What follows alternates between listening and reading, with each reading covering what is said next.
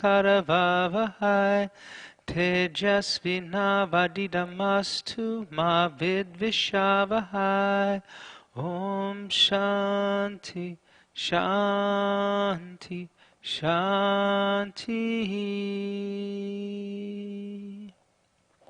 Namah Shivaya, and welcome to our meditation today. So, for the past 3 days, we've been really delving into the concept of the kleshas, these blocks, these hindrances that keep us from yoga. So, we covered avidya, misknowing, asmita, egoism, raga, attachment to pleasure, and today we get to Dvasya. Dvasya is interpreted here as hatred. And it is that, but we have to remember that in a sutra, the first word sometimes is the seed, and then everything kind of builds on top of it. I kind of talked about it last time, like a wedding cake with the first tier, and then there's tiers that keep going up. So Dvasya is actually the flip side of raga. Yesterday we talked about the attachment to pleasure, but Dvasya, even though it's interpreted as hate, it could be interpreted more as the attachment to negative emotions, things that make you unhappy, that don't please you. And we see people, we know people who exist to be angry. They thrive on conflict. They thrive on kind of constantly having an adversarial relationship with others. And it ends up that it festers up into a hatred of others because that's where it finally has to go to. It has to kind of hit that crescendo, and they get a high off of it. They get high off of it the same way that the person that is attached to pleasure gets high off of it. I talked a little bit yesterday about how that yoga philosophy doesn't always match up with modern Western psychology, that they can run parallel, but they're not the same. They're not the same ideas. And so here, Patanjali is telling you that these attachments to pleasure and hatred, you're born with them. All right, so follow me. Because of the tradition of yoga and the belief of karma and the belief of incarnation, your past lives have already planted these seeds of these kleshas that you have to deal with. So we all come to this body with these kleshas. Yoga helps us to wake up and realize that they're there and observe them, become the witness to them, and eliminate them, to end them. So a lot of times in Western sociology and Western psychology, we talk about that hatred is taught. So here we have a little bit of that, a conflict of ideas. In yoga, it's that we're taught that hatred is already there, that the ability to hate is already there. In reality, in Western sociology and psychology, what is taught in hatred is the verbiage, or the language of the attacking the object that you hate or the person that you hate. That is not there at birth. That's learned. But the idea of having something that you hate is only the flip side of something that gives you pleasure. And those in yoga, those come, that coin comes at birth, right? So the coin has heads and tails. And it's actually, you have to have those two things, because if you don't experience pleasure, how do you know what displeasure or hatred is? If you don't experience that idea of dislike or hatred, you don't understand pleasure. And then you're given these two extremes of emotions, and then yoga says find the middle where you're the witness to them. They exist. And by becoming the witness to them, you eliminate the attachment to the highs and the lows, the extremes, the pleasure, the hatred, the love, and without any kind of understanding of where it's going to go, to the idea that you dislike and hate, right? So we've all experienced this. We've experienced it with with partners when we were young, and in high school we fall in love and we think that it's the relationship that's going to last forever, and then something happens in the relationship, and then within 6 or 8 months you hate that person, you can't stand them, you don't want to be around them. So this is that idea of experiencing the height of the mountain and the lowest part of the valley. And yoga's asking you to experience the middle, not the highs and the lows anymore. And yet, in this kind of idea of pop psychology, we constantly talk about love and like how that everything is love. Nikaroli Baba, who was Ram Dass's teacher, Bhagavan Dass's teacher, Krishna Dass's teacher, he talked about something, love, but in a different way. He spoke of it with the word unconditional love, right? The experience of unconditional love, meaning I love you no matter what. I love you no matter if I'm experiencing something that displeases me with you. I love you whether you're experiencing pleasure. It's a kind of love that goes across the board for everything and everyone.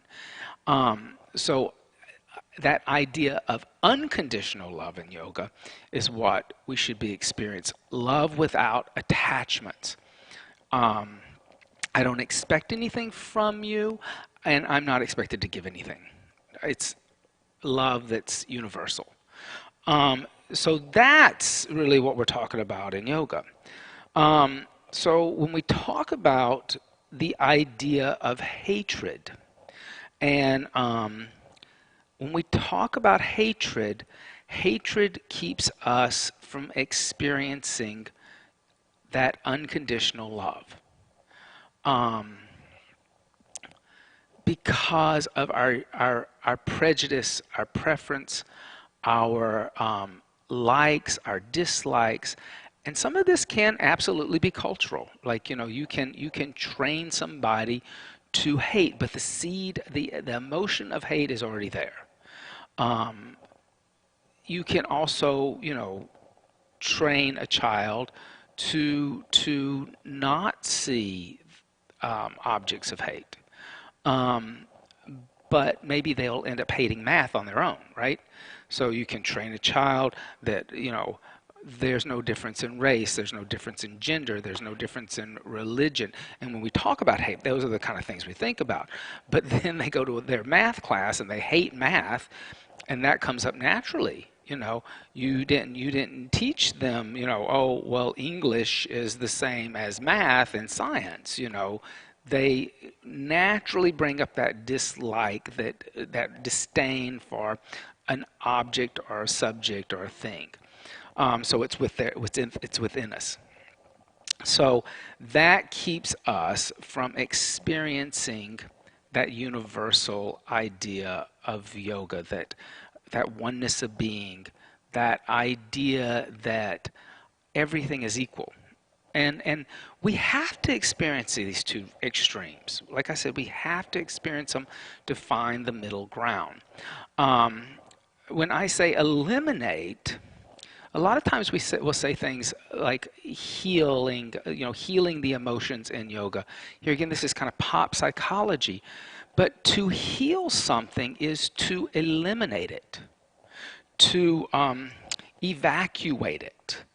Um, if you have cancer, the doctor first tells you if they're able to do something medically, they'll say the cancer is in remission, meaning that there's a possibility the cancer is still there. The cancer could come back. We're not going to tell you that you're healed of the cancer.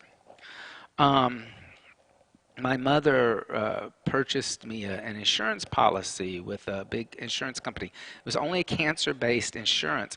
Even though I didn't have cancer, her husband died of cancer, so she got worried about her two children, and she bought us both these policies. And the policy was that that if I had some kind of cancer, that if they were able to get it to a point of remission, that there was I think 7-year period that the insurance company said it's in remission, right? It was 12 years later that if there was no cancer that returned, that the insurance company said that you were healed of cancer, that whatever actions that were taken to try to cure it had actually worked. So there was this long observation of seeing if the seed had been eliminated or removed, and it wasn't going to come back. So when we use the word heal, healing is an elimination of. It's a getting rid of completely. It's totally detached completely. So as we think about both this concept of attachment to pleasure, attachment to pain, hatred, and suffering, know that we have to experience both of them. That's part of being in the body and having the mind, having the emotions, and having the thoughts. You have them as kind of a laboratory, so that you check into the body, the soul does, and you have these experiences, and you maybe have them lifetime after lifetime after lifetime after lifetime. And then finally, the jiva, the soul, says, I don't want to experience this anymore. I'm exhausted. This idea of experiencing the highs and the lows, and the roller coaster ride. I'm kind of done with the roller coaster. I want to get off the roller coaster. And this is where you become the seeker.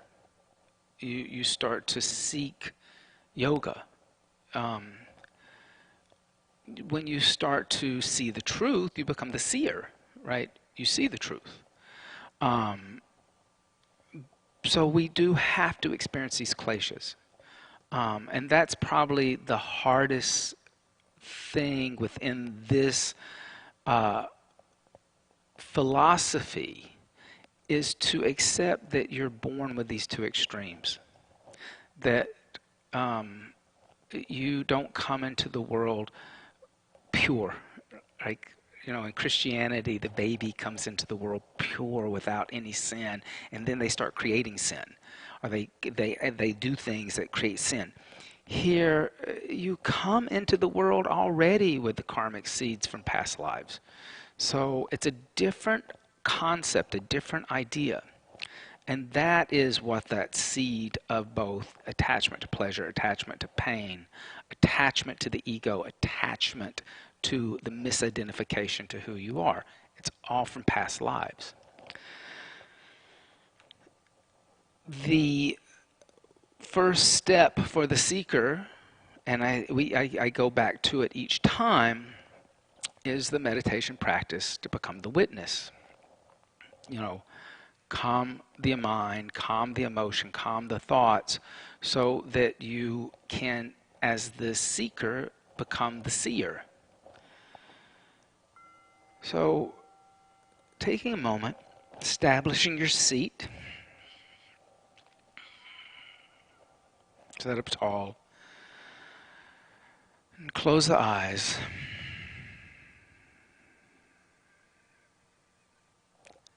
And focus the mind, drawing the senses inward.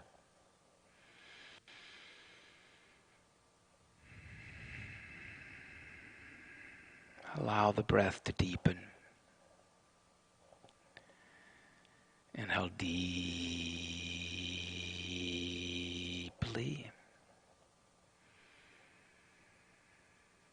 And exhale fully.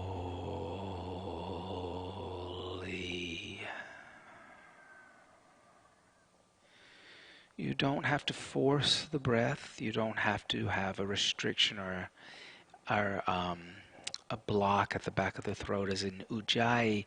I just want you to really experience the breath fully. So in the yoga practice, the breath is also seen as the divine energy that gives you life. We all come into the world, we take a breath, and then when we leave the body, we exhale. The breath becomes the commonality amongst us all. It is the divine life force in the body. So enjoy it. Investigate it. Allow it to really fill you completely. Inhale deeply.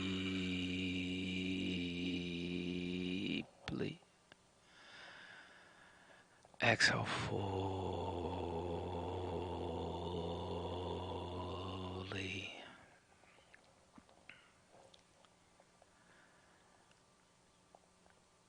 And to help the mind stay focused, as you inhale, silently say to yourself, I.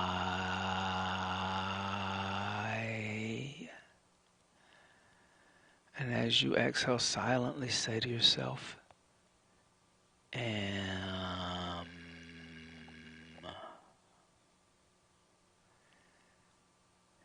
Inhaling I, and exhaling am. And nothing comes after am, expressing infinity, eternal, everlasting. A detachment from the body, from the mind, from the thoughts, from the emotions. Inhale deeply.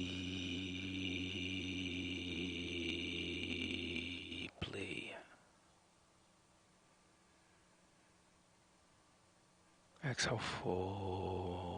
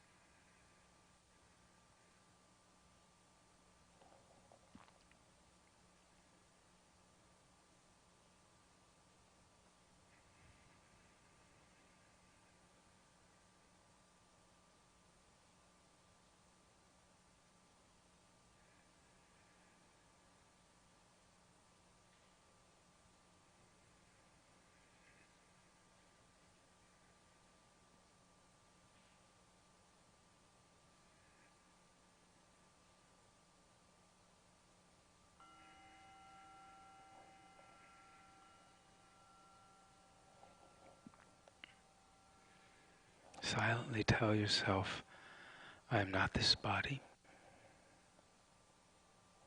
Silently tell yourself, I am not this mind. Silently tell yourself, I am not these thoughts. Silently tell yourself, I am not these emotions.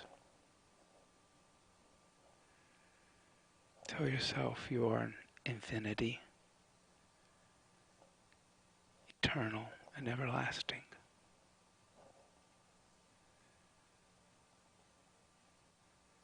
And now for the sound of Om.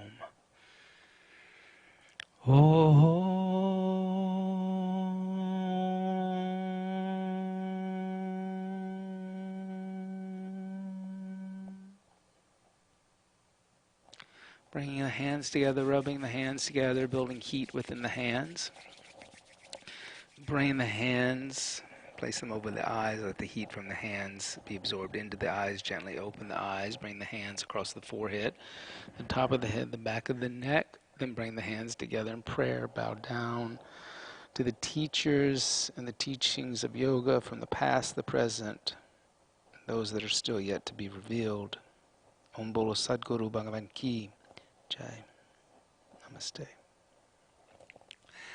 Thank you guys so much for joining me today, and we will finish up the last klesha tomorrow, and we put them all together.